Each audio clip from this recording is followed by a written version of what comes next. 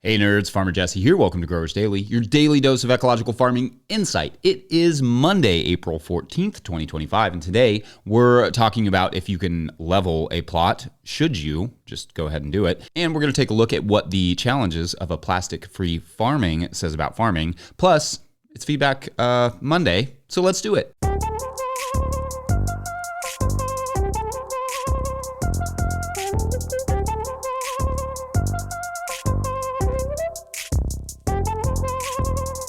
All right, well, welcome to Monday, friends. Obviously, I missed Friday because, well, I went down with dehydration. Basically, and I've mentioned this before, but since I was young, I've had issues with managing my own hydration, and for the most part, I've gotten pretty good at avoiding dehydration spells, but I must have just completely overdone it last week because I was wrecked on Friday.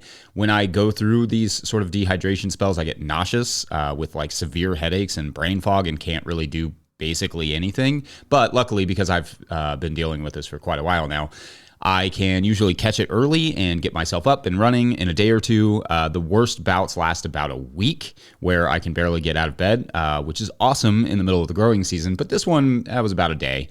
So anyway, I rested up, got my fluids and electrolytes rocking, eating some leafy greens and drinking some watermelon juice from last year. Shouts to that. And now we're good to go. Hopefully that will be the only bout this year, but I usually go through it a few times a season, so I can't make any guarantees. Just know that I won't really push it if I feel it coming on because of dehydration is a serious and dangerous thing. So, you'll just have to forgive me if sometimes I just peace out for a day or two to get my hydration back in form. Anyway, it's not Friday, but I still wanted to explore what you all were saying about last week's topic since I didn't get to do that on Friday, and I had all those notes nicely prepared, so I don't want to waste them. So yeah, last Monday we talked about microplastics and what they are doing to photosynthesis and plant health and human health. It's not great, just, spoiler. But I liked this comment from @BackyardProduce, who wrote, quote, "As far as microparticles are concerned in the human body, from what I understand, microparticles can be made of organic materials like cotton, wood, anything that gets burnt. Maybe even organic matter could break down that small and blow in wind, hence why windbreaks are recommended for muck soil regions. I wonder why there's an emphasis on microplastics, but there's not other microparticles that in my environment are way more common, mainly smoke and dust from compost," end quote. Thanks. And the simple answer to those to that and those other things that you listed, albeit some of them like smoke absolutely can be harmful, most of them biodegrade and plastic doesn't. So if you inhale something like cotton fiber or dust or ashes or whatever, it will eventually decompose and pass through. Plastic cannot and does not do that. Now, there may be some exceptions, cellulose products that are close to plastic, or obviously smoke particles, that sort of stuff can be highly dangerous. But by and large, organic materials decompose in or out of the human body or in or out of the plant or whatever, the soil, etc. And plastics don't do that. I had a veterinarian, in fact, write me after that episode and tell me, quote, "I have found plastic during surgery 3 times in places where it had no direct access and no identifiable route to entry," end quote. So yeah, excellent conversations and comments all over that thread though. So thank you all for that. On Tuesday, we discussed fire ants, and a few things came up, such as what a few of you said, like @Cheryl Schaefer 9965, who wrote, quote, "Hey Jesse, love your pod. Just a note on boiling water for ants, which I use every year in my walkways and driveway. It works great, but please note that boiling water also kills plants. So if you pour boiling water in your beds or lawn, you should expect that it will kill your crops/grasses. I also use boiling water to get rid of creeping weeds in my gravel walkway," end quote. Yeah, thanks. Great addition. And yes, indeed, boiling water can help alleviate weeds to some extent, thus why steam weeding can be effective, but I'm generally less worried about that, only because plants are pretty resilient, but also ants have also cleared many or most of them in the space that they are in order to mound and build a colony in that area anyway. However, that is something to be aware of, especially if the mound is near a prized perennial, for instance. You don't want to kill that off while killing your ants when you could maybe use something else. There are various recommendations in those comments as well for treating fire ants. If that's something you're going through, I would read through that.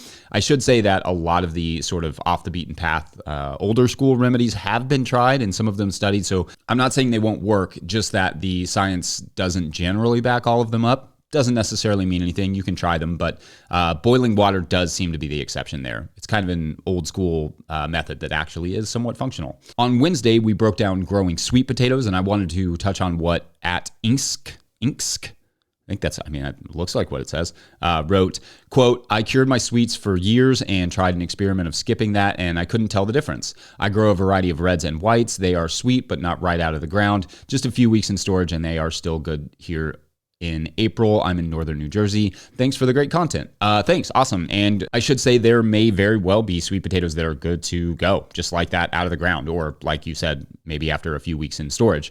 Totally possible. But generally speaking, curing, and this is according to the research, in my experience with our sweet potatoes, it helps to retain storage life. It heals cuts and bruises more rapidly. It decreases the amount of weight, yield, in other words, loss to dehydration. It can decrease the disease susceptibility as well, and also naturally sweeten the sweet potatoes considerably. But like I said, every variety can be different. So generally, I recommend curing. But if you like your sweet potatoes as is, don't listen to me. Or you could run a side-by-side like this person sounds like they did and see what you think. You may find curing is not worth the work, or conversely, may see what you're missing out on.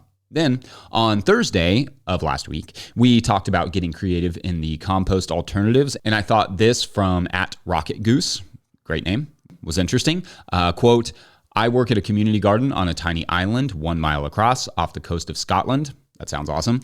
Getting compost here is logistically complicated, so we collect about 30 tons of seaweed over the winter to put on the beds lasagna style, then supplement this with our homegrown compost and grass cuttings in the summer, end quote. Thanks. And yeah, in my experience, almost every region has its wasted organic material or two. Figuring out how to employ it is the challenge. Now, I'm sure some places are rich with seaweed, but also remember that seaweed provides a lot of habitat for local sea and beach ecology, turtles, birds, etc. So obviously, just be considerate of that if and when you are going to remove it and use some seaweed. Great stuff as always last week, you all. Really appreciate every one of you dearly and for letting me have a little rest day. And I will take care of myself if you all promise to take care of yourselves. Otherwise, we're going to take a quick break, and when we come back, leveling ground, if you got the means. But first, a quick word from our friends at Rimmel Greenhouses.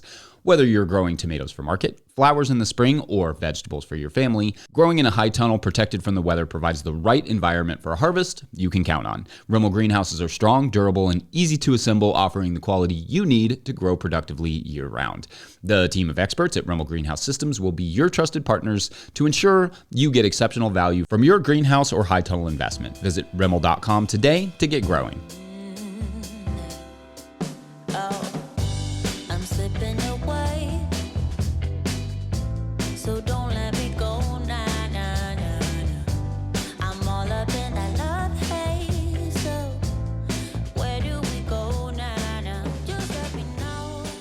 If you, the listener, are enjoying this content, getting even a small amount of value from it, consider supporting our work over at patreon.com/no-till-growers. I will try to get to questions from everywhere that questions come in, but I'll always get to your Patreon questions. Now, today's Patreon question comes from Patreon member Kaylee Swisher, who asks, quote, Hey, Farmer Jesse, much like y'all, our farm has pretty much zero level ground. We're finally getting our first tractor delivered tomorrow, and it has a backhoe attachment, exclamation point. I would put an exclamation point there too. That's great.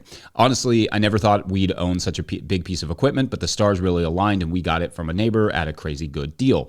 So that brings up the question I never thought we'd have to consider, which is, should we consider grading our ground to make it more level for our permanent beds? The incline isn't crazy for the most part, but it's far from flat. I do worry about the process of grading hurting the soil ecology with all the digging required. Do you think the trade-off of a flat growing area is worth the soil disturbance? End quote. Thanks, Kaylee, and great question here. Basically, what you're asking is, if you had the time and equipment, would it be worth leveling the ground before installing the garden? Now, I'm not going to bury the lead here. If you're talking permanent beds with like borders, you probably don't need to level because the permanent bed kind of levels it. You level the permanent bed when you put it in. But if you're talking permanent beds like we have, like just in-ground permanent beds, yes, it probably would be a good idea to level them. But let's back up and talk a bit about why I arrived at that conclusion. So since I started farming, I've basically only ever farmed on uneven ground in a wet climate. So that is all I really have personal experience with. And I can say honestly, having tried basically everything up to and including leveling the ground before installing the garden, leveling the ground is going to be the right call 9 out of 10 times, maybe even 99 out of 100. And even on that 100th time, it's really just a problem because it wasn't done properly. Here are some things that need to be considered though. Running a tractor all over a piece of ground is going to compact it tremendously. You mentioned the soil life and soil ecology, and that is going to be harmed here, like the soil life. But what's really going to get the brunt of the damage is the soil structure. Yeah, the potential for ecology, as it were, the long-term habitat for the soil life. And what that ultimately means is that after leveling that space, it may take a year or 6 months or so to really get it functioning at a decent level, as the soil life not only has to return, but rebuild. For me, in your position, I would probably level it and immediately cover crop that ground for 6 months or more, and then plant into it in the fall with cover crops and or garlic, with the intention of going full on garden the next spring. Alternatively, you could just cover it with a straight mulch and plant into it in a couple months, though the compaction that's been created needs some roots to really break it up. So it doesn't hurt to get those roots in as soon as you can. If you're in particularly wet climate, going ahead and getting it mulched is definitely not the worst idea anyway, so you do not lose the soil to erosion from rain, like the wild rains that we've had recently. A fast cover crop like buckwheat to lock it down, and then some sorghum Sudan grass to break up the compaction would be, the nice alternative to a mulch there. Basically, sow the buckwheat and then sow the sorghum Sudan grass like a week later, then mow the buckwheat in about, 10 or 15 days and let the sorghum sort of take over the ground, or something to that effect. Or you could just use the sorghum. Doesn't really matter. Fast-growing arugula or radishes could help too. Whatever you can do here to keep the soil where you put it is ideal. I would still plan to broad fork for a little while afterward just to get the compaction addressed. Yes, that is a lot of disturbance in the beginning, but so is losing the crops to erosion on a hillside. And also, you just have to think of these things long term. Like, this isn't something you're going to have to do every year. You just do it once, and if you do it right, then you never have to do it again. It's like one big disturbance, maybe some small ones later with the broad fork, but then to never have to disturb it again after that. It's just getting it set up for the long term. Also, just look at indigenous agriculture and traditional agriculture all over the world. Terraces are a mainstay for a reason. They create an ease of production. They hold water better. They hold soil in place better. For raised beds and containers or with borders, like I said, I'm not as worried about it because those beds should be leveled into the ground and themselves become the terrace. But for the most in-ground gardens in most areas, I don't think you'll regret it if it's done properly. So anyway, in short, level it if you can. It may be a tough growing season at first, but in the long run, you won't regret it. I hope that was helpful. Thanks for the great questions. Up next, alternatives to plastic in the market garden. Let's talk about it. Be right back. Today's episode is also brought to you by Farmhand. I started a CSA to grow food and build community, not to drown in admin work. Spreadsheets, emails, and pack lists take up too much time. If I could spend less time at my desk and more in the field, that'd be a win. Enter Farmhand. Farmhand automates billing, newsletters, websites, and member support, saving CSA farmers 20 plus hours a week. Focus on farming, not paperwork. See how Farmhand can help. Book a one-on-one demo with founder Ari at farmhand.partners/no-till. That's farmhand.partners/no-till. All right, back to the show. So last week, with all the talk around plastics and microplastics, the question of what farmers can do to decrease our own plastic use came up a lot. For instance, what Ailing Doyle Wade 3111 wrote on YouTube, quote, "Jesse, do you know of any small scale / regenerative or no-till farmers who are trying to farm with low plastic or no plastic? I've been farming for several years at various small-scale mixed vegetable farms, and the plastic use has increasingly weighed on me, from irrigation to silage tarps to weed barrier fabrics, row cover, greenhouse plastics, the list goes on. I've been increasingly wondering what alternatives there are for some of these materials," end quote. Awesome question. Now, these are important and great questions in general that we all kind of need to have in our mind and not just kind of let go because, plastic makes so many things so much easier. There has been, and increasingly we're being able to measure the cost of these, and there will always be a cost of using these plastics. And the answer is yes, there are some alternatives. And also there are some things that we can do in terms of general production that may reduce our reliance on plastics, but they are not without their challenges, not just in farming, but also in philosophy. For instance, where do small farms use most of their plastics? Generally speaking, it's in a few main areas: season extension, weed control, irrigation, and packaging. What all of those have in common is where the philosophical challenges come into play. In order to stay economically relevant / viable, we are required to grow food out of season, hence season extension, in weed-free soils to reduce labor demands, hello, plastic mulches and tarps, in climates those Products do not easily grow because of lack of water. Enter the irrigation, preserved for as long as possible after harvest, which requires packaging. So essentially, in order to make a reasonable living at this business, we often have to push the seasons and productivity and longevity of crops in a way that requires some sort of intervention. And the best, or at least most affordable tool for those interventions is currently, and probably will remain for a while, at least for many years to come, plastic. Some alternatives do exist, certainly. Glass for greenhouses, for instance, or organic mulches for weeds. I did that segment last month on the alternatives to plastic packaging and how the numbers of those things are slowly increasing. I don't know that we will see anything like that for tarps or greenhouse plastics necessarily, at least not anytime soon. But I referenced yesterday and have enjoyed watching Ben Hartman at Clay Bottom Farms experimenting with burlap as a row cover. So on the one hand, I think there is part of me that feels like, well, some of these things like lettuces and greens and lots of fresh vegetables grown intensively out of season for market, there's kind of always going to be an environmental cost associated with them unless you are growing them at home for yourself. It's hard to preserve them, in other words, without plastic. And there's also a part of me that knows there are alternatives to the environmentally damaging plastic options while also doing the math that says, if you do it that way, it's really hard to make money.